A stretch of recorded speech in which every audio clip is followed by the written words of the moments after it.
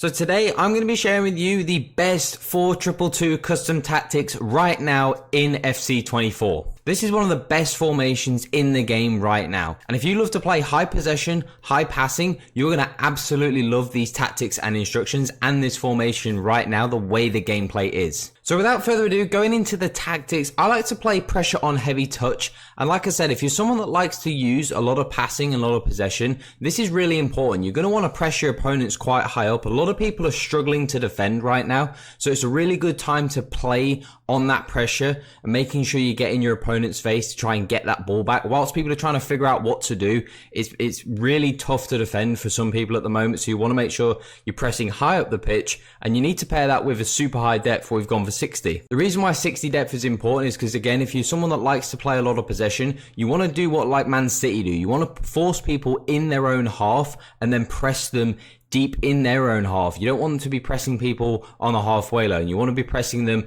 on their sort of 20-25 yard area. So if you're someone that likes to control the game really well, this is an absolute must. Then with the build-up play, we stuck with balance and chance creation. We've gone to direct passing. Now the reason why this combo works super well at the moment, like I said, passing is really important. I'd say at the moment it's the most important thing in the game. If you're someone that's not very accurate at passing, you're going to struggle. For me, I'm really enjoying it at the moment because I'm really good at passing and possession. So using that direct passing in certain moments is super important. And I've got some really key players. You can see I've got Alexia Putellas and Martin Odegaard, two really high-end passers of the ball. And that's really important. When you get into sort of those half spaces, you need to be able to have guys and girls that are really good at passing and able to find, players like we've got Haaland and we've got Vlahovic, able to find them and make those successful passes. Because if you have guys that are really poor at passing, you're really going to struggle this game. If you're someone that rushes passing, you're really going to struggle. So you need to make sure that you've got guys and girls that can pass the ball really well,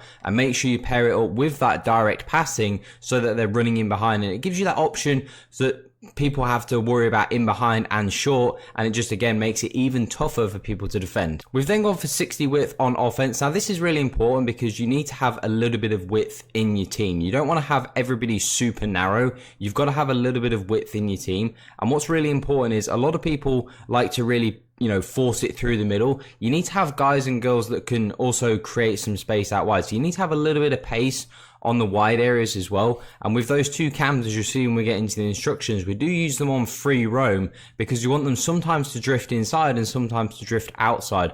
Like I said, it's really important in this game that you have people that are really good at passing the ball. And then players in the box, we've left it on 5, corners on 3, and free kicks on 1. This one's a little bit more personal to you. It depends on what you like to do. I like to have my players in the box on 5 because I like my instructions to dictate. Generally, your instructions always take precedent over the tactics in this area.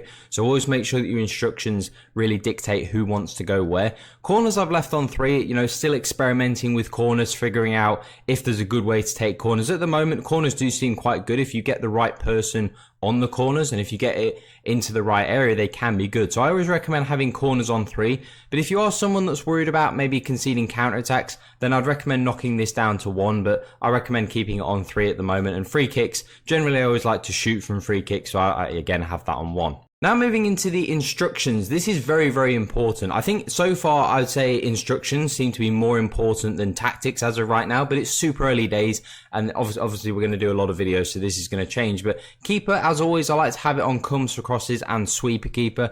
Again, not really seeing a massive, amount of this being useful at the moment, because pace at the moment isn't super important. So, having a keeper on sweeper keeper, I always think is better. You want a keeper to be able to come out, but I like to use, hold that triangle button and bring the keeper out myself anyway. So it's always recommended just have that on just in case. Your 2 centre backs, of course, are going to be on stay back while attacking, and you can choose to have them on conservative interceptions if you like. Again, if you're someone that's struggling defensively, maybe this is a good step. If you're finding that AI is sort of jumping out for you and making tackles and you don't want it to, if you're really struggling defensively, then I'd recommend switching them to conservative. For me personally, I like to just keep them on normal interceptions, just have that little option in there. Then when it comes to the fullbacks, we've got Vasquez and Luke Shaw. Now, obviously not the quickest guys, but I like to have these guys on balanced again, because for me, I'm someone that likes to dictate play. I like to dictate the pace of the game. Most of the games so far I've played in, I've had sort of anywhere from 58 to sort of 66% possession as an average.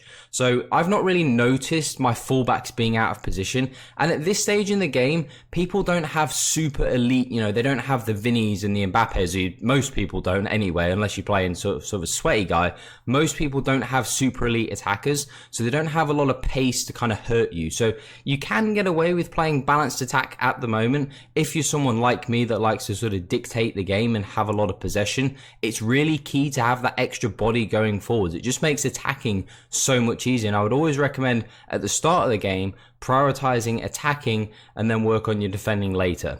When it comes to the two CDMs, in this case, we've got Kante and Gundogan. Now, Kante is obviously a proper defensive midfielder, so we're going to have him on cover centre, stay back while attacking. Now, with the defensive behaviour, I would leave this on balanced defence. Cut passing lanes and tight mark, I haven't really experimented too much with them at the moment, but so far, I've just had it on balanced defence, and it's been really effective, so I recommend keeping it on that. And then with Gundogan, who's obviously not really a CDM, a little bit more of a playmaker, I've left him on exactly the same. I've just changed him to balanced on the attack. Again, if you have a proper out-and-out DM, if you have two proper DMs like Kante, then have both of them on stay back. But for me, I just like to have one of them on balanced because it makes linking up a little bit easier. Sometimes you'll find when both the CDMs are back, linking up can become a little bit tougher. So I recommend having one of the guys on balanced. Then when it comes to the two attacking midfielders, like we mentioned, Odegaard and Alexia Putellas, both of these guys, guys and girls, are so good. Especially Odegaard. I'm really enjoying playing with Odegaard at the moment. I recommend having both of them on getting into the box for crosses. Super important.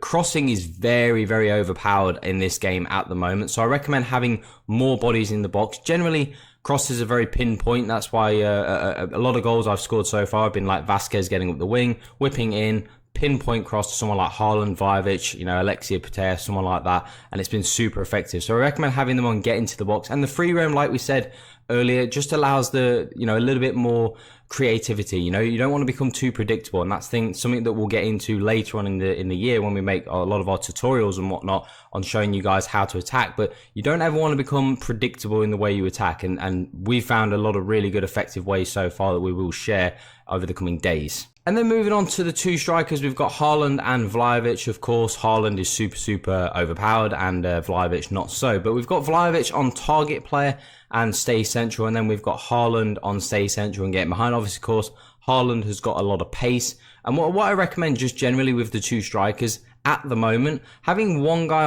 on target player. So whoever, if you have like a big bulky striker, which in this case both of them are, but Haaland's got a little bit more pace. I recommend having one guy on target player. Again, just makes it a little bit easier to link up. So players like Odegaard, Putellas, Gundogan coming from that deeper role, he can kind of hold up and sort of pin the centre back. And it makes it linking up a little bit easier. And then you've got someone like Haaland that can stretch in behind.